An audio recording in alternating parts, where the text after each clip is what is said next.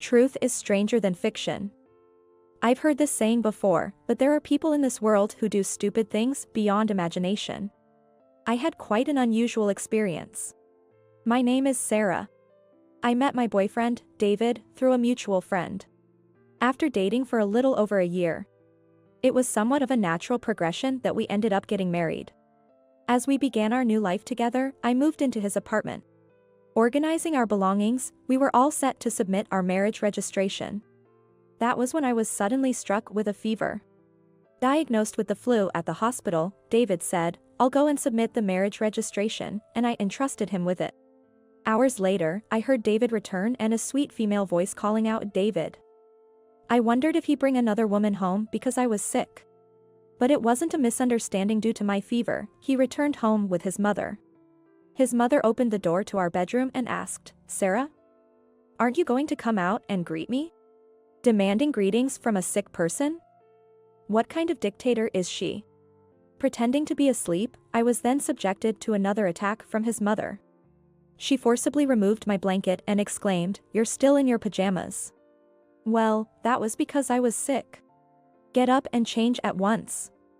You look disgraceful, she demanded, trying to pull me out of bed.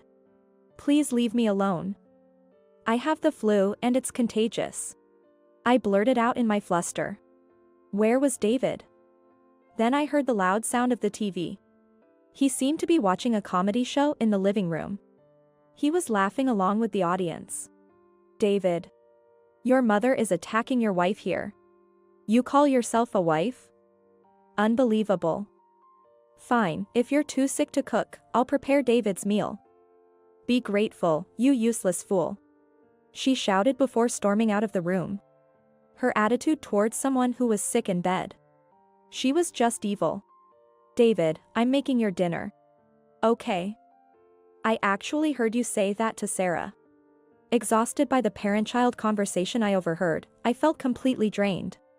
If you heard, why didn't you stop her? Frustrated by his lack of intervention and his mother's continuous abuse towards me, my irritation with David grew. Unable to sleep peacefully, it took 5 days for my fever to subside. I should never have agreed to marry him. I was already missing my single life. After a 2-day rest period, I finally returned to work and let my boss know that I was married. Since we had no plans for a wedding ceremony, I only informed him and the HR department. Being somewhat of a loner at work, I only had one friend, Anna, who was working in HR. Congratulations on your marriage. A week off for the honeymoon? I'm jealous. I could only sigh at Anna's teasing smile. I just fell ill with the flu and got tormented by my mother-in-law. What?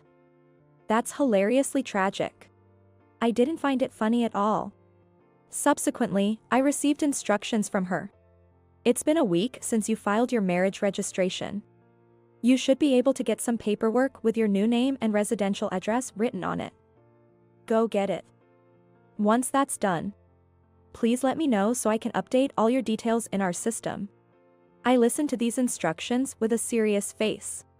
At that moment, all I could think was just getting a divorce. I never expected such a shocking turn of events. After work, I immediately headed to the city hall to request for the paperwork I was advised to get. What? Looking at the surname on the paperwork, I knew something wasn't right. It still had my maiden name printed on it. What does this mean? I quickly texted Anna. My name on the paperwork is still my maiden name. Why is that? She replied almost instantly. I don't think your marriage has been registered. Don't tell me. I thought I was married, but it was all in my head. I think you are right. Shocking, isn't it? Anna must have gotten irritated by our message exchange, because she called me. You haven't been scammed out of money, have you? No. The only thing I've lost is my freedom to relax and sleep. Just in case, make sure that you apply for an annulment of your marriage. Your husband might be a con artist. A con artist. The person I'd been with for more than a year, a con artist. That sounded extreme, but thinking about his evil mother, that could be possible. I took Anna's wise advice and applied for an annulment of my marriage. Aren't you shocked? Asked by Anna, who was still on the phone. I just stared blankly into space. Looked at objectively, being betrayed by your partner should be shocking. But having experienced the bullying by David's mother when I was sick, and also seen David's being a mommy's boy, I've just realized, surprisingly, I'm not in love with David any longer. Well, enduring the kind of treatment I got from David's mother wouldn't be good for me. If you're okay, that's good then. But what was going on with your boyfriend, I wonder? Indeed, I was curious about his intentions. There's got to be something going on. Not filing the marriage registration, something that would be found out about immediately. Just like you did today. That was true. David is 27 years old, having a decent job. Surely, he knew his lie would be revealed right away. There might be something more to the story, and he was actually committing marriage fraud? Maybe he was testing you? If you couldn't figure that out, that'd make you a perfect target for scammers. I was offended to be considered such a fool. I'm not going to forgive him for what he's done. Fueled by anger, I made a decision. I boasted to Anna, but what I actually managed to do was rather mundane. Just recording conversations. Watching myself record conversations between David and his mother, I felt like I was the one committing a crime. After about 3 days of trying, all I got was more of his mother's bullying towards me. And the conversations between the mama's boy and his mother. I lost interest before finding any solid evidence. I got bored. Being a detective's not an easy job. But I was unaware. That very day, after sending such a text message to Anna, an unexpected turn of events awaited me. At dinner, eating his mother's bland beef stew and enduring the usual verbal attacks from her. I must have looked dead inside. Seeing my mentally drained state, his mother looked at me with satisfaction and let out a chuckle. You look unhappy ever since you got married, Sarah. But you know, it's because you're not doing well as a wife, so I'm here to teach you. You need to understand and be grateful for that. I see. I couldn't even muster the energy to respond properly. What kind of answer was that? What a horrible woman you are. David. It's really good that she's not your wife after all. Wait, she knew I wasn't his wife? She was bullying me even though she knew I wasn't her daughter-in-law? Mom, that's... Oops, I let it slip. My bad. She said, fake coughing and looking at me. I'll tell you what. David and I had a plan. A plan for our happiness. What? Such an unexpected twist. I thought David was acting alone, but his mother was part of the fraud as well. Did they realize I was snooping around? What did she even mean by our happiness? Amused by this novel-like development, I listened. You seem unaware, so let me tell you. Your marriage registration was never filed. That means you and David are still strangers. Yes, I knew that. I felt bad, but I did it because Mom told me to. Before it was too late, we wanted to know if you were the right person for David. If you were no good, he could just have you bear his child and then leave you. That way, we wouldn't have to tarnish our family records, right? They wanted a child. Not my money? What exactly do you mean? The reason why we didn't file your marriage registration was that we were just testing you to see if you could be a good wife. What? Was that it? Could any novel have such a boring plot? That's just... my 3 days of effort, all for nothing. I dropped my eyes and walked to our bedroom. Packed in advance in case I needed to flee if my eavesdropping was discovered, I grabbed my bags. David, in a panic, came up to me. I never meant to hurt your feelings. It's okay. Goodbye. I said, looking down. What else could I say? Was I going out with a con artist? Sounded like a fiction movie. My parents were surprised when I suddenly returned home. When I told them what happened, they were speechless with their mouths agape. Since it was very late, they just told me to go to bed, treating me with great caution. As the next day was Sunday, I vented all night to Anna and a few other friends at a nearby pub. I was over it by next day, but I was completely unaware of what was happening. On Monday night, the doorbell rang at my parents' house. And my father's angry voice echoed, "Get out." Rushing down, I found David at the entrance. His mother was there too, standing behind him. "Sarah. I need you to listen to me," David pleaded, pushing past my father. Why? What do you mean, why? We were doing fine when we were going out, right? Just listen to me. David started. Apparently, through a friend, word got around and everyone got to know the way he treated me. His coworkers, our mutual friends. When he went to work, he faced icy stares. He pressed for answers, and a friend said to him, "So you committed blatant marriage fraud." Come to think of it, one of David's coworkers was at our all-night venting session. David seemed to think that by earning my forgiveness, he could mend his relationships with all his coworkers. I never intended to deceive you. I was planning to secretly file our marriage registration later on. Come on, you didn't think I would find out? You're not that stupid, are you? I went to get some legal documents and found out immediately. Really? He just didn't know? I felt foolish for suspecting something more sinister. As I stood there dumbfounded, his mother barged in. "You knew and still stayed with David for a few days. Forgive him at once. Then I'll acknowledge you as my daughter-in-law." Seriously? I really don't care what you think anymore. Even if you beg me, I don't want to be your daughter-in-law. What did you say? Your son is a mama's boy, and your cooking is terrible. I'm sick of your bullying and your stupid sarcasm. What? I continued as his mother trembled. Your exact word was, "Have me bear his child and not tarnish the family records." Isn't that a serious violation of human rights? Didn't you even think that I wasn't just a tool but someone with feelings? Don't talk to my mom like that. Do you still not see what's happening? What?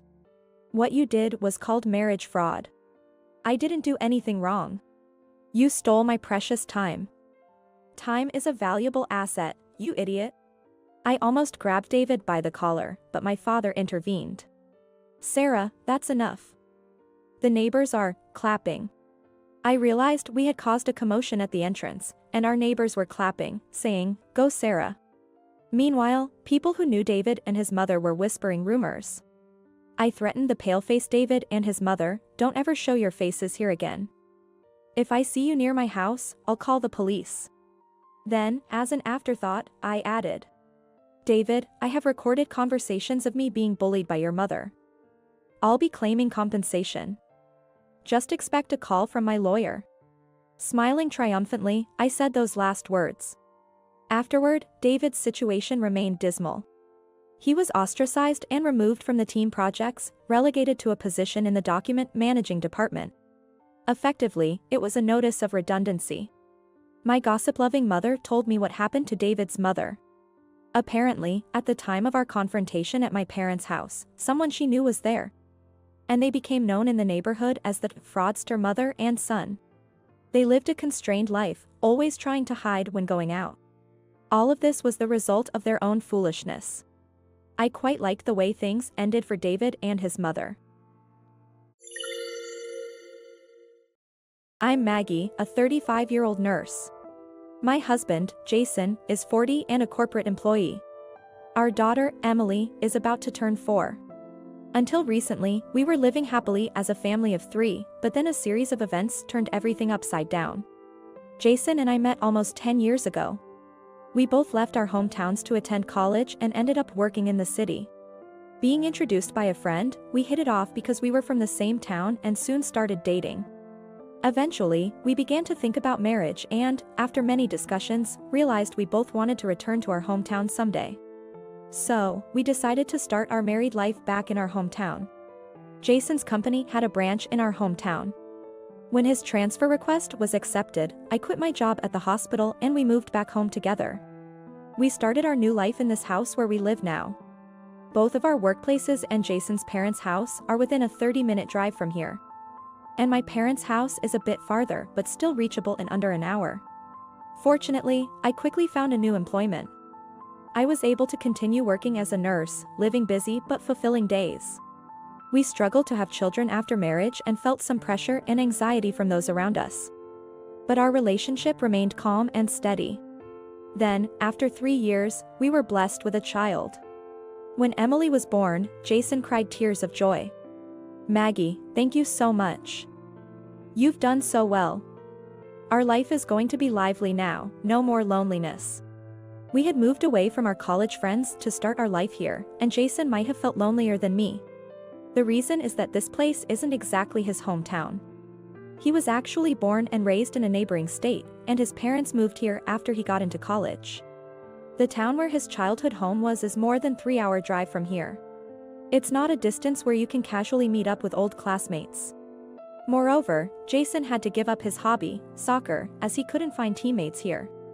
I understood the stress he might have felt, including the loneliness, but I'm not sure if I was attentive enough. I might be making excuses, but I was handling most of the housework and working hard as a nurse, even during my pregnancy. As a result, I didn't have much spare time. We didn't even have much time to spend together as a couple. I talked with Jason about our future. That's when I realized that my well-intentioned efforts had backfired. I was trying to lessen his burden by doing all the housework, but he wanted to do it together. Jason is a social person. But if he had been turning down socializing outside of work hours because of housework, it would be hard for him to make friends. That's why I kept refusing his offer to help with chores, because I didn't want to trouble him. Thinking back, it's ridiculous to think of it as a trouble. I talked to my boss about getting exempt from night shifts for a while. It was to make sure we had time to spend and talk as a couple. I was ready to change jobs if necessary, but my request was accepted without much fuss. In our rural area, it's assumed that women take care of housework and childcare. So mothers with young children are not expected to work night shifts. I'm fed up with these old-fashioned ideas, but I try not to let it bother me. Jason was teased for being a modern dad just for taking Emily to her checkups and vaccinations, but we just ignore it. As Emily grew and could do more things day by day, we, as a couple, rejoiced together, and before we knew it, 4 years had passed. But lately, I've been worried. Jason's behavior has become strange, or rather, distant. When I talk to him, he either ignores me or just gives perfunctory responses. He seems less interested in Emily too. He's been taking her to his parents' house more often but has stopped playing with her outside near our home. At first, I thought it was my imagination, but it's been getting worse, and he's stopped doing any housework or childcare. Shutting himself in his room. He's started coming home late on weekdays and going out randomly on weekends. Emily has also stopped talking to Jason much. What should I do? This isn't good for my daughter. But my husband doesn't seem to be willing to talk about it. After much thought, I decided to reduce my working hours and focus more on housework and childcare. I thought maybe he was too exhausted to do anything. As my daughter grew, I increased my working hours, and now I'm even doing evening shifts. Of course, I consulted with my husband, but our time for conversation has decreased, and he might feel burdened. I need to return to the routine of coming home early, enjoying family meals together, and having quality time with the family, like we used to. I spoke up and managed to switch back to daytime shifts only. I've been trying hard, making meals from scratch instead of buying pre-made dishes, but there's been no change in my husband's behavior. He doesn't initiate conversation and responds unenthusiastically when I talk to him. He doesn't even try to look at me. When I ask if he's tired or if there's something bothering him, he just says, nothing in particular, so I've stopped talking more than necessary. Even though I know something needs to be done, I can't find a solution, and now my husband is about to take a long break from work. In his company, after a busy period, employees take turns taking about a week off to use up their vacation days. I really wanted to travel or do some leisure activities with my daughter, who has become more understanding. But I didn't want to add to my husband's stress, so I gave up on the idea. Instead, I made a suggestion to help him relieve stress. Do you have any plans for your upcoming time off? Nothing in particular. How about visiting your old classmates? Or you could go on a trip with your parents. Yeah, maybe I will. On the day, my husband left without saying anything. He returned home a week later, but I have no idea where he was or who he was with. Still, his face expression seemed a bit lighter, which relieved me. Since then, he's been going away overnight more frequently. He leaves on Friday night and doesn't come home until Monday, apparently going straight to work from wherever he is. I still don't know what he's doing or where. Maybe he's meeting old friends or has found a new hobby. We still don't talk much as a couple, but since he doesn't seem to be in a bad mood, I'm just watching the situation. After a while, I fell ill and went for a checkup at the hospital where I work. The blood test results weren't good, and I was advised to undergo further testing. They found a malignant tumor. I consider myself lucky that it was found early thanks to a routine check. It looks like it can be removed with endoscopic surgery. But still, I was incredibly downhearted. I told my husband about the discovery of my illness and the need for surgery and hospitalization. He just responded without looking up from his phone. I see. I was so sad that I lost my words. I managed the housework and prepared my belongings until the day before hospitalization. My husband took our daughter and went back to his parents' house. He said he would be going to work from there and wouldn't be back for a while. In fact, he brought up divorce yesterday. He said it's not just about removing the bad part with surgery, there's treatment afterward. It's not just the trouble, but the burden on me, our daughter, and my parents. It's too much, so let's just end this. Burden. His words pierced my heart, and I had no strength to argue. After being discharged, I called my in-laws, and they also pressured me to divorce. We'll take Emily, just pay child support. Please get the divorce over quickly. He's sending the divorce papers. Sign them as soon as they arrive. I was hoping to have my husband bring our daughter back, but they refused to send her back. I don't even know if my husband is there, he won't come to the phone. I was doing housework in a daze, but something felt off. Even for a house left empty, it was too messy. Had my husband returned? And then, I found the evidence. While cleaning my husband's room, I found women's loungewear. Just as I feared. I took out the brown envelope I had hidden in the storage and checked its contents with trembling hands. It was the report from the private investigator I hired when I first started suspecting something was off with my husband. I had received it a few days ago and knew the contents were bad, but I was too scared to look. The results were damning. Worse yet, he had been bringing his affair partner into our home, which was the worst part. Feeling disgusted and forgetting I had just had surgery, I thoroughly cleaned the entire house. Eventually, I returned to work. I was assigned to outpatient care, which is less physically demanding. Then, one day, a decisive incident occurred. My husband was involved in a traffic accident and brought to the hospital where I work. It was an accident during a date with his affair partner, who apparently came in the ambulance with him. I rushed into the treatment room. I'm Jason's wife. Is my husband here? Seeing me, the room buzzed with whispers. The hospital staff thought the two brought in were a married couple, not involved in an affair.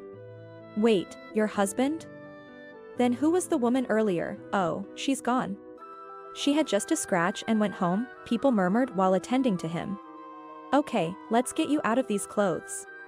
Suddenly, my husband started yelling, "Don't look. It's okay." While being restrained by several nurses, his shirt and undershirt were removed. What? I couldn't help but gasp. There was a tattoo on my husband's chest. A heart pierced by an arrow, with a woman's name. I couldn't believe it. Leaving my husband, who was causing a commotion, I rushed out of the treatment room. I had confirmed he wasn't in life-threatening danger and didn't want to be embarrassed further. My husband was hospitalized for a broken clavicle and ribs. I got permission and went home to get his change of clothes. A few hours later, I entered his hospital room with his belongings, finding my husband in bed after treatment. My in-laws and daughter were also there. Mommy. Emily, have you been good? Yeah. Mommy, are you getting better? Yes, I'm getting better. My daughter's concern for my health gave me strength. I told my husband and in-laws that I had something to say and asked a colleague to look after Emily. I've decided to divorce Jason.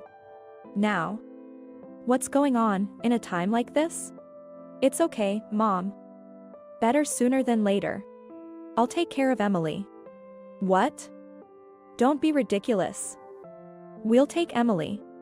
Then let me ask, do you know where Emily wants to go the most? What vegetables has she learned to eat well? What's her favorite character? You can't answer, can you? You haven't been spending time with Emily, have you? Just leaving everything to your parents, right? I handed the brown envelope to my father-in-law afterward. My in-laws, after seeing the contents, were silently pale. But they didn't lose their composure. They must have known about their son's affair. I will take custody of our daughter. I won't let you two be involved with her ever again. You can't just not let us see her, that's impossible. Jason has a tattoo of another woman's name and a heart mark on his chest. Is that the act of a suitable father? My in-laws, apparently unaware of the tattoo, were making a scene. I continued, unfazed. I mentioned the disarrayed house, the women's loungewear on the messy bed. It's absolutely unforgivable that he brought his affair partner to our home while his wife was hospitalized. My in-laws, by turning a blind eye to their son's affair and neglecting his daughter, were as guilty as he was. I declared my intent to fight for custody and demand child support, and to seek alimony from my husband and his affair partner. I cannot entrust my daughter to a father who abandons her for an affair.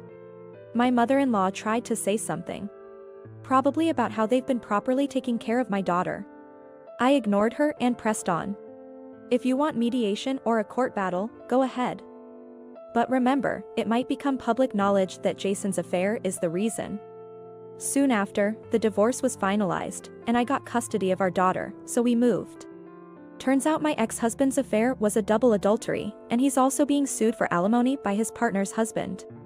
In our small town, the rumors eventually spread, and my ex-husband is now in an awkward position at his company. But he can't quit his job because of the alimony and child support payments.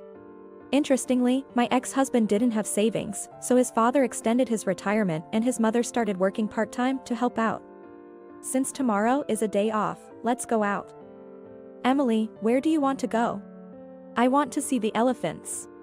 Then let's go to the zoo and eat something delicious on the way back. Yay!